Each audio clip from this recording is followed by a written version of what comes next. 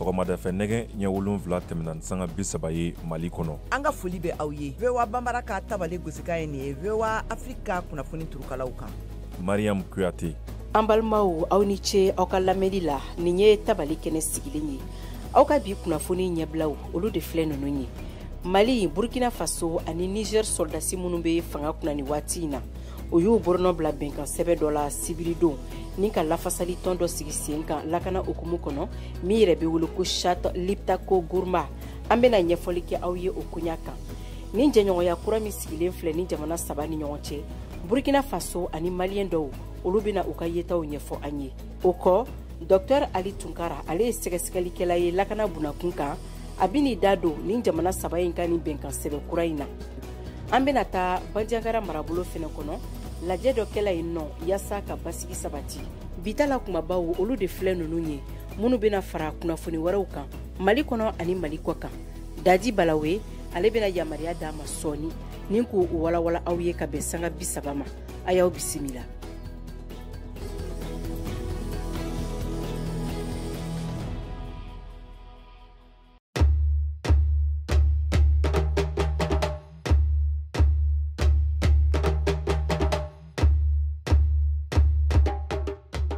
An balimaw an ka foli bɛ aw kelen-kelenna bɛɛ lajɛlen ye aw sigiyɔrɔw la. Ka tila k'aw ladɔnniya k'a fɔ ko bi ye ntɛnɛ ye Septembre kalo o tile 18 san 2023 aw dan se an ka kɛnɛ kɔnɔ. Mariam Kuyate ne de bɛ kuma bara la ni waati in na. Kunnafoni daminɛna an bɛna kɔn ka kuma Lere gɛlɛyaw kan. Lere ale ye dugu ye min bɛ Tombouctou marabolo fɛ Niafunge sɛkili kɔnɔna na. Kunu cɛ marifatigiw ni Mali soldasiw karila ɲɔgɔn na. An ka laselikɛla min bɛ Niafunge, Abdulkader Maïga, ale bɛ ɲɛfɔli k'an ye. Min ye Lere ataki ye fo nin yɔrɔ in na an tɛ se ka kunnafoni jɔnjɔn d'aw ma k'a sababu kɛ kunnafoniw cayara la bɛɛ bɛ k'i ta fɔ. Nka min y'a lakika ye kunu kari 3 heures tɛmɛnen ni miniti 30 Lere kan fila min bɛ yen nɔ olu atakɛra n'o ye camp de militaire ale ni camp de garde ye. Kɛlɛw kɔni bunna k'a sababu kɛ an ni maa minnu sera ka kuma olu kɔni k'an ma k'a fɔ ko depuis Ala k'olu da u ma deli ka ni ɲɔgɔn marifakan mɛn. Waati dɔ kɛra do ko an ma ayiwa ne bɛ n ka da la nka ɲɛ bɛ maabilenin ninnu bɛ ka tɛmɛ dɛ wa u bɛ k'a fɔ ko azawati video caman bɔra min b'a jira k'a fɔ bamaci ninnu sera ka don kan kɔnɔna dɔ la. Lere ta don wa Lere ta tɛ an t'o dɔn. Dɔw fana ko sisiba bɛ ka wuli ko Mali avion dɔw binna. Dɔw fana k'a ma ko Mali camp de garde olu de minɛna wa otage caman kɛra nɔ n'o tɛ aviation mɔgɔw nana wa u ma se ka cili yɛrɛ kɛ walasa u kana taa u yɛrɛ ka mɔgɔw jogi. O kɔrɔ de ko ayiwa ko avion hali kelen k'a ma bin Lere. Nin bɛɛ lajɛlen kɛn bɛ ka an bila dibi la nka min y'a jɔnjɔn ye c'est que Lere don kɔnɔna la maa si tɛ kɛnɛma min bɛ se ka a kunnafoni jɔnjɔn d'an ma. Sɔrɔ fo 23 heures waati anw sera ka an ka maa dɔw sɔrɔ ni minnu kumana olu ko k'an ma ko Lere kɔni bi na nin waati in na 23 heures ayiwa Mali finitigiw de bɛ ka mara ka sababu kɛ u bɛ ka ayiwa du kɔnɔna yaala ka don dɔw yɛrɛ kɔnɔ ka bamancinin dɔw ɲini. Min kɔni y'a tiɲɛ ye Lere c'est que maaw kɔni siran bɛ wa mobili caman bɔra Niafunge k'u kunda Lere kan u ma se ka se u y'u kɔsegin ka na k'a sababu kɛ kunnafoniw bɛ ka ɲɔgɔn sɔsɔ kosɛbɛ maa si tɛ se k'a fɔ aw ɲɛna ko nin de y'a lakika ye min bɛ Lere nin waati in na ni tile ma gan an ka se ka a ɲɛmaa dɔw sɔrɔ minnu bɛ se ka ayiwa kunnafoni jɔnjɔn d'an ma anw tɛ se ka foyi fɔ a la fɔlɔ nka waati min bɛ yen sisan an bɛ se k'a fɔ ko Lere kɔni maaw kɔni siran bɛ ka bɔ Niafunge VOA Bambara tɔgɔ la Seku Mayiga. Alamusa tɛmɛlen Septembre kalo o tile 14 tileyɔrɔ fana to dun waati fariya tigilamaw binna Sonefu kari dɔ kan min yɛrɛ tun bɛ ka bɔ Sevare ni k'a kunda Gawo kan. Sivili maa 34 olu de joginna minnu tala ka taa Gawo lapitaliso la. Ka bɔ Gawo an ka lasigiden min bɛ yen Abdul Nasir Idrissa ale bɛ ɲɛfɔli k'an ye. Ni ɲangata min ye Sonaf transport car sɔrɔ ni civil kuma kɔnɔ a waleyara Doro mara la commune Tilit kɔnɔna na Gawo cercle la a jira k'a fɔ ko nin karimasina in a de kun bɛ escorte la n'o ye Mali sɔrɔsiw ka escorte ye min kun ɲɛsin bɛ Gawo ma ni attaque a ɲɛsina o convoi de ma septembre kalo tile 14 san 2023 civil 34 olu de banana nin ko in na nka kunnafoniw b'a jira k'a fɔ ko attaque kɔfɛ Mali sɔrɔsiw ka hélicoptère dɔ kɔni wulila o sanga bɛɛ lajɛlen na ni ka taa banabaatɔw ta ka se n'u ye Gawo min ye hôpital régional de Gao ale fana ye wulikajɔ kɛ min ye banabaatɔ ni ka u kunbɛn ni ka u ma dɔn. Seydou Diakité, directeur adjoint hôpital régional Gao. A sɔrɔ attaque de fait sur le quartier 9. Donc faamaw yɛrɛ ye taara blessé ta doro ka na n'u ye aéroport la. An yɛrɛ ye bɛɛ jɛra ka bɔ avec les ambulances pour aller prendre les blessés à l'aéroport. Blessés ninnu alhamdoulilahi blessés ninnu basi t'u la bɛɛ ka kɛnɛ u ye furaw sɔrɔ u ye dawuraw sɔrɔ u ye dumuni sɔrɔ. Nin bɛɛ lajɛlen kɔfɛ min ye Mali sɔrɔdasiw ka état major général a ye communiqué labɔ communiqué min kɔnɔna na a bɛ nin attaque in sɛbɛntiya ni ka jira k'a fɔ ko attaque in kɔfɛ min ye Mali sɔrɔdasiw kɔni maa 2 taɲana a la maa 3 banana min ye terroriste maa 12 olu taɲana nin ko in na an'u ka pick-up 2 ani u ka maramafɛn kɔni u bɛɛ lajɛlen olu ye u jeni ka bɛn nin koɲɛ in ma. Abdou Nasir Idrissa, Gao, VOA Bambara. Mali, Burkina Faso ani Niger sɔrɔdasi minnu bɛ fanga kunna ni waati in na u y'u borɔnɔ bila bɛnkan sɛbɛn dɔ la sibiridon ni ka lafasali tɔn dɔ sigi sen kan min yɛrɛ bɛ wele ko Chat Liptako Gourma. Georges Atino ale b'o laseli k'a ɲɛ. Au nom des plus hautes autorités du Burkina Faso, du Mali et du Niger d'annoncer la conclusion d'un important traité. Mali Kokanko ministre Abdoulaye Diop ale ka dantigɛli daminɛ ka sɔrɔ Niger ani Burkina Faso olu jamana filaw ka ciden kɛrɛnkɛrɛnnenw b'a a kɛrɛfɛ wasa ka se ka kuma a bolodi ɲɔgɔnma bɛnkan kura kan mun bilala sen kan jamana 3 ni ɲɔgɔn cɛ. O bolodi ɲɔgɔnma bɛnkan in bɛ Niger, Mali ani Burkina Faso olu ka baaraɲɔgɔnya kɔni sankɔrɔta kɛrɛnkɛrɛnya la lakanako ta fan fɛ ani o bɛnkan kura in sira fɛ jamana 3 ninnu olu bɛ taa ɲɛ ni baaraɲɔgɔnyaw ye wasa ka se ka dankari jatigɛ walekɛlaw na ɲɔgɔn fɛ u ka jamana 3 kɔnɔna la ani ka far'o kan u bɛ jɛ fana ka juguw kɛlɛ minnu mana bin u jamana ninnu 3 dɔ la kelen kan. Abdoulaye Diop, Mali Kokanko ministre. L'objectif visé par la charte est d'établir une architecture de défense collective. Nin bɛnkan in laɲini ye de ka se ka jɛ ka lakana feere kelen n sigi sen kan walasa jamana 3 minnu u bolonɔ bila bɛnkan in na u ka jɛ ka ɲɔgɔn dɛmɛ ni dankarili kɛra jamana kelen walima jamana wɛrɛw la an ka bɛnkan in kɔnɔ a bɛ kɛ komi dankarila jamana 3 ninnu bɛɛ de la wala bɛɛ bɛ jɛ ka ɲɔgɔn dɛmɛ o dɛmɛ bɛ se ka kɛ kɛlɛ feere ye walasa ka se ka nin bɛnkan jamanaw ka lakana sabati. La force armée pour rétablir et assurer la sécurité au sein de l'espace couvert par l'Alliance. Ni bɛnkan mun bilala sen kan ni jamana 3 ni ɲɔgɔn cɛ n'o bɛnkan tɔgɔ ko Charte du Liptako Gourma o sira fɛ jamana 3 ninnu kɔni kɛra jɛkulu kɛrɛnkɛrɛnnen dɔ kɔnɔna la ni o tɔgɔ ko Alliance des États du Sahel. O sira fɛ fana ni jamana wɛrɛ b'a fɛ ka fara u kan o jamana kɔni ni Niger ani Mali ni Burkina Faso o kan ka kɛ kɛrɛnkɛrɛnna yɔrɔ kelenw na ani fana o jamanaw ka taabolo ni Mali ni Niger ni Burkina Faso taabolo fana kan ka kɛ kelen ye. Aw ka dɔn k'a fɔ ko Mali ɲɛma ani Burkina Faso ɲɛma ani Niger ɲɛma olu fana bɛɛ lajɛlen de y'u bolonɔ bila bɛnkan kelen na nka Alliance des États du Sahel yala o jɛkulu ani baaraɲɔgɔnya kura in musakakow bɛna kɛ cogo di ɲɛfɔli kɛrɛnkɛrɛnnen kɔni ma di o kan fɔlɔ. Georges Atino a Bamako a VOA Bambara tɔgɔ la. Borɔnɔ bilakɛla bɛnkan sɛbɛn min na ni jamana 3 ni ɲɔgɔn cɛ yaasa ka se ka lakanabaliya yɛrɛ kɛlɛ a jamana kofalenw kɔnɔ Paul Umaru Koualouga ale ye diɲɛ jamanaw ni ɲɔgɔn cɛ jɛɲɔgɔnya dɔnbaga ye a ka fɔ la ko nin ko in b'a yira ko nin ye G5 Sahel ka ko bannen ye. Wagadugu, Kadet Traoré.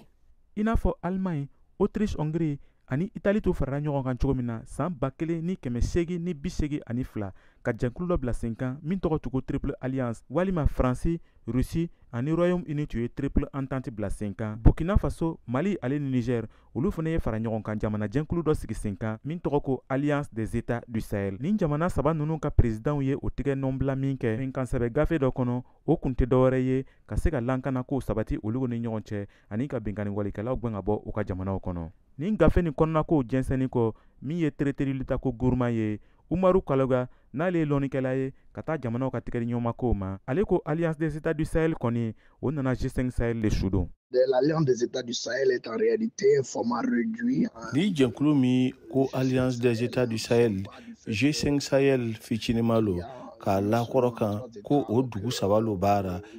Sahel o tun ye dugu 5 ka Mauritanie ale ni Chad fara a kan n'an b'a filɛ ninnu dugu saba gɛlɛya kelen lo b'o kan ka nin bɔ a la fana ko o ka surun ɲɔgɔn na ale ni a jamanaden ninnu bɛɛ lajɛlen fana ye kelen ye ninnu dugu saba o ka gɛlɛyaw ale ni Mauritanie ani Chad ta ti kelen ye olu mi yɔrɔ jɛnyani lo ka bɔ o la. La Mauritanie un peu plus loin. Umaru Kwalaga ka fɔtara ni Alliance des États du Sahel sera ka baara ɲɛnaman kɛ o bɛ se ka kɛ munumunu ɲɛnaman ye ka se ka CEDEAO ka ɲangili kɔlɔlɔw bɔ ni jamana saba ninnu kan. Avec le Niger qui vient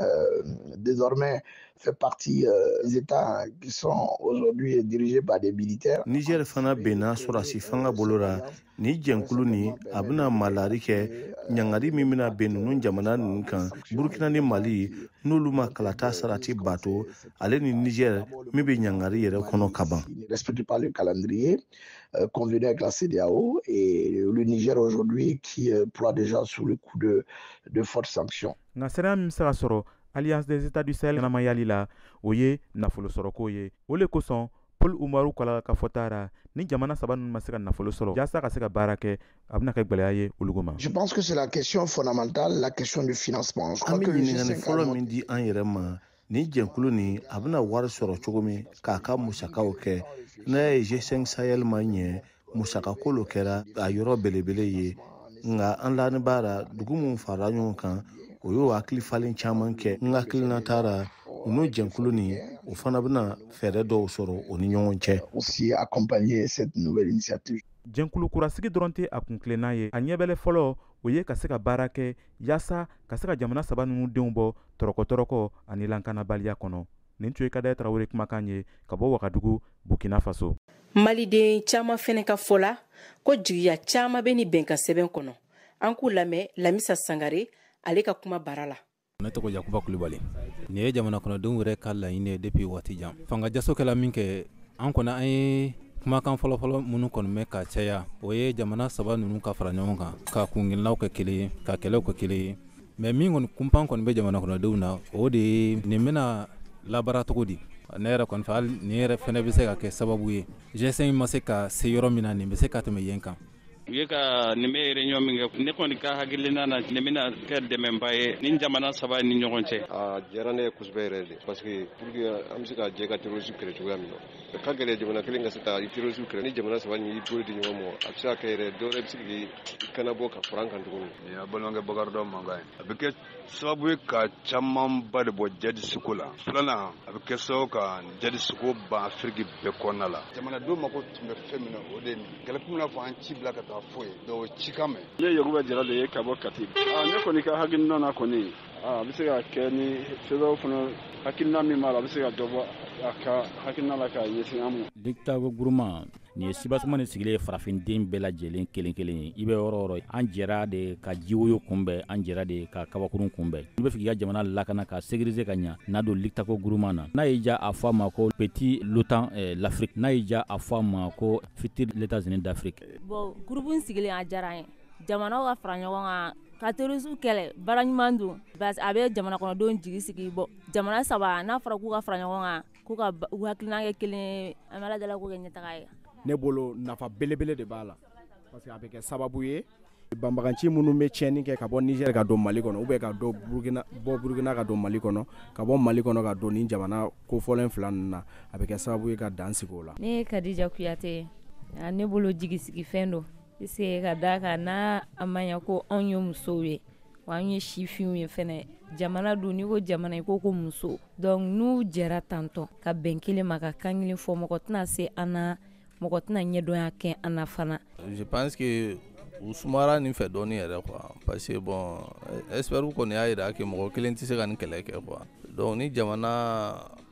saba sɔrɔla volontairement k'u fara ɲɔgɔn kan je pense que a bɛ se ka mɔgɔ hakili sigi quoi. N'an bɛ jɛ ka patrouille kɛ ɲɔgɔn fɛ parce que territoire nin ka bon trop militairement en termes d'effectifs tout ça la mɔgɔ kelen tɛ se ka kɛ quoi. An ka ɲɛmɔgɔw bɛ jɛ ka organiser les différents CM la ka to ka mission conjointe kɛ ɲɔgɔn fɛ ani patrouille ninnu je pense que u bɛ caman bɔ a la en termes d'information an bɛ ɲɔgɔn kunnafoni n'u bolila ka don yɔrɔ min ka yɔrɔ la u b'o tigi wele u bɛ se ka caman bɔ a la yɛrɛ de. et puis o bɛ bɛn ko fɔ quoi ni jamana ninnu saba k'u bolo di ɲɔgɔn ma tagalen ɲɛfɛ i bɛ taa sɔrɔ jamana wɛrɛ fɛnɛ bɛna don a la pour que ko ninnu bɛ se ka nɔgɔya an ka laɲini kun ye min o ye nin de ye. An bɛ segin ko kura ye ka kuma burunɔbilakɛla bɛnkan sɛbɛn min na Mali, Burkina Faso ani Niger fɛ n'an ko min ma ko Château de Liptako Gourma yasa ka faamuyali caman sɔrɔ a ko la an ye wele bila Dr Ali Tunkara ma ale ye sɛgɛsɛgɛlikɛla ye lakana bunakun kan a welela Georges Atino fɛ an k'u lamɛn. Dr Ali Tunkara i ni ɲankuma. Mali, Burkina Faso ani Niger olu jɛra kɛrɛnkɛrɛn la ka baaraɲɔgɔnya bɛnkan dɔ bila sen kan n'o tɔgɔ Charte de Liptako Gourma o jɛkulu kɔnɔna la o tɔgɔ dara ko Alliance des États du Sahel yala aw yɛrɛ hakilina ye mun ye o bɛnkan kura in kan? Tiɲɛ n'i ye Mali ni Burkina ni Niger ka taabolo lajɛ nin waati laban na man ka balima la k'a fɔ ko ni jamana saba in ka u tɛgɛ di ɲɔgɔn ma ko kura ye kɛrɛnkɛrɛnnenya la min ye lakana ko ta fan ye hali n'a sɔrɔ jamana saba in bɛɛ tun bɛ tɔn kelen na i n'a fɔ G5 Sahel fo ka taa se autorité Liptako Gourma mɔgɔw bɛ ɲinɛ ko hakililajigin ko kun o bɛ kabini san 30 ko sisan nka nin bɛɛ lajɛlen kɔfɛ n'i ye nin a kɛra autorité Liptako Gourma ye o a kɛra G5 Sahel ye o maa caman kɛ cogo la nin tɔn ninnu bangena ni nasaraw ja dɛ caman ka jigiya la nin tɔn kura min filɛ ka bila sen na u yɛrɛ ye laseli minnu kɛ a n'a kɛ sababu ye jamana saba in na a fanga da ɲɔgɔn kan fɛn min ye lakana sabatili ye ko walew bila sen kan u y'u sinsin fana kosɛbɛ k'a fɔ ko u ye tɔn in bila sen kan u ma kɛ k'u jigi da seba jamana si kan o b'a yɛrɛ k'a fɔ ko nin ye kura ye kow la ni a fɔra cogo min n'a sera ka lawaleya o cogo la waati nataw la siga t'a la fɛn min ni jatigɛwale min bɛ ka kɛ ni yɔrɔ sabaw ni furancɛw ni ɲɔgɔn cɛ i n'a fɔ Mali ni Burkina dancogo fo ka taa se Niger ni Mali dancogo ma maa bɛ se ka jigiya k'a fɔ ko kalo nataw san nataw la o jatigɛwale hali n'a ma ban caman na se ka bɔ a la nka ɲininkali min bɛ nin ko ye yalima nin jamana saba in bi fɛɛrɛ ni se b'u ye ka se ka baara kɛ ɲamara kelen kɔnɔna la fɛn min ma ko commandement commun yalima waati nataw la jamana dɔw tɛ n'u kan bɔ k'u b'u senkɔrɔma tintin n'u sɔnna olu ka senkɔrɔma tintini ma a tɛna kɛ sababu ye tɔn kɔrɔ ninnu ye kɛra cogo min o fana tɛna k'o cogoya la wa hakili an b'a dɔn k'a fɔ ko min ye G5 Sahel ye ale musaka ko fanba o kun dulonnen tun bɛ nasara jamanaw la minnu bɛ tɔnba kɔnɔ tɔn min ye Union européenne ye o cogoya kelen fana n'i ye autorité Liptako Gourma ta ale ka musaka fanba bɛ o tɔn min kun o ye diɲɛ tɔnba dɔ bɛ ko PNUD maa bɛ k'i ɲininka bi kɛlɛ ye fɛn ye a mako bɛ musakabaw de la misala surun ye min ye sɔrɔsiw ka tanikan segin kelen fɛn min ye CFA wari $500,000 ye foyi t'a jɛ o la yalima ni jamana saba min bɛ u bɛ camancɛ mara kɔnɔna la a jamana saba in fana bɛ jatigɛwalew binnen b'u kan yalima se bɛna k'u ye musakako ta fana ka se ka diɲɛ jamana setigiw ka dɛmɛ k'olu kɛ kɛrɛfɛden ye olu ɲininkali ma kan k'i ɲininka mɛnna ɲininkali wɛrɛ min bɛ yalima siga ɲɔgɔnna min bɛ jamana ninnu yɛrɛ ni ɲɔgɔn cɛ an bɛ ɲina kuma dɔw k'olu fɔ sabu Mali bolo ale ka jatigɛwalekɛlaw olu ka daga ye Niger ni Burkina ye o tun ye fɔlɔ hakililaw ye o cogo kelen fana Burkina ni Niger bolo gɛlɛya fɛn fɛn bolo kan a sababu bɔra Mali la ni jamanaw bɛ nin sigasiga kɔnɔna la a ka gɛlɛn o ka se ka baara kɛ badabada walima sangajan ŋaniya ɲumanya kan u ka se ka baara kɛ sangajan ko nɔ ka bɔ la olu ɲininkali bɛ maa sigi yɛrɛ ɲininka mɛnna nka mɛ tɔn bilali yɛrɛ n'i ye a kɛra waati min kɔnɔna la a n'a kɛra hakilila min kɔnɔna la siga foyi t'a la maa bɛ se ka tari da o la. Ni jɛkulu min bilala sen kan a bɛ mɔgɔw miiriya kɔni ta G5 Sahel la nka yala kɛrɛnkɛrɛnnenya la ni jɛkulu kura min bilala sen kan Mali Burkina Faso ani Niger ni ɲɔgɔn cɛ yala o danfara belebeleba ani G5 Sahel yɛrɛ taabolo ni ɲɔgɔn cɛ wa k'a danbɔ tiɲɛ don k'a fɔ ko G5 Sahel tun ye jamana 5 ye nin ye Zena o ye jamana 3 ye. Danfaraba bɛ nin tɔn in ni G5 Sahel n'i ye G5 Sahel ta tiɲɛ don jamana 5 in kun waati la u wuli ka jɔ kɛ ka se ka lakana sabati Mali kɔnɔ ni Burkina ni Niger nka n'i ye o lakana wuli ka jɔ jateminɛ i b'a ye k'a fɔ ko misala nɔgɔ kun ye min ye Mauritanie kun tɛ sɔn cogo si la G5 kɛlɛkɛdenw ka taa ka dugukolo kan ka jatewalekɛlaw k'u kɛlɛ walima Mauritanie tun tɛ sɔn cogo si la a ka finitigiw kana Mali dugukolo kan walima Burkina dugukolo kan a ka finitigiw tun bɛ dan furancɛw dɔrɔn de la nka nin tɔn in na an b'a jigiya k'a fɔ ko Mali ni Burkina ni Niger finitigiw u bɛɛ bɛ baara kɛ ni maa kelen ka yamaruya kɔnɔna la n'o ye commandement commun o kɔrɔ k'a fɔ ko Mali ni Niger finitigiw bɛ se k'u yɛrɛ sɔrɔ Burkina dugukolo kan i n'a fɔ Burkina fana bɛ se ka yɛrɛ sɔrɔ Niger ni Mali dugukolo kan cogo min o ye furancɛba de ye G5 ni nin tɔn kura ni ɲɔgɔn cɛ ni a kɛra i n'a fɔ a fɔra cogo min a furancɛba filanan fana ye min n'i ye G5 ta G5 tun ko sɛmɛnen bɛ nasara jamanaw de la kɛrɛnkɛrɛnnenya minɛnko la hala musakaw fana i b'a sɔrɔ musakaw bɛɛ kun bilalen bɛ tɔn min ka bolo kan o ye Expertise France ani Civipol nin tɔn fila bɛ jabala bɛ Faransi jamana kɔnɔna la nin bɛna kɛ tɔn ye tɔn min ni a jabala tɛna kɛ yɔrɔ si ni jamana saba yɛrɛ tɛ o ye furancɛba de y'o ni ɲɔgɔn cɛ hali ni an ma jigiya fana k'a fɔ sini ma sini hali ni jamanaw kan ka dɛmɛ kɛ jamana ninnu tɛ ni jamana saba in kɛ kɛrɛfɛden ye ni dun ye G5 ta ka kuma ni loni ka ye cogo ye siga foyi kun t'a la nasara jamanaw ka taa ni ka segin cayara ka se hakɛ dɔ la fo G5 jamana 5 yɛrɛ kɛra kɛrɛfɛden ye nasara jamanaw kɔrɔ o kama a bɛ se ka jigiya k'a fɔ ko kalo nataw san nataw la nin tɔn in na furancɛba yira ni tɔn tɛmɛlenw i n'a fɔ G5 Sahel fo ka se autorité liptako groupement o bɛ senna hali sini ma o bolo k'a datugura baaraw bɛ senna hali sini o fana ka sinsin bere kun tɛ foyi ye ni diɲɛ tɔnba tɛ kɛrɛnkɛrɛnnenya la diɲɛ tɔnba ka bolofara min bɛ ko PNUD. Dr Ali Tunkara i ni ce an bɛ bi kumaɲɔgɔnya kɔni kuncɛ yan sini an bɛ taa ɲɛ ni ɲɛfɔli tɔw ye. Yasa basigi ni bɛn ka sabati Bandiagara marabolo kɔnɔ lajɛba dɔ kɛla lakana koɲɛw kan koro an ka lasigiden min bɛ Tijani Wederawogo ale tun b'a kɛnɛ kan bita ɲɔgɔn ma deli ka kɛ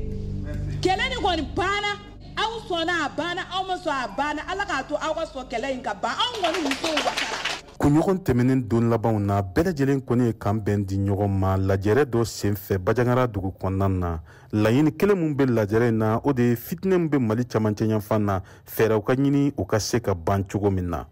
walasa n'i y'a jateminɛ fulaw dɔgɔnɔw donsow muso fara denmisɛnnin kan bɛɛ lajɛlen kɔni ye ɲɔgɔn bɛn nin tile fila lajɛrɛ in na cogo min na u bɛ se ka fitinɛ in ban cogo min na Kɔla Ɲangadu ale ye fulaw ka lasilikɛla dɔ ye an k'ale lamɛn. Je suis sûr et certain Dogon Peul ça va finir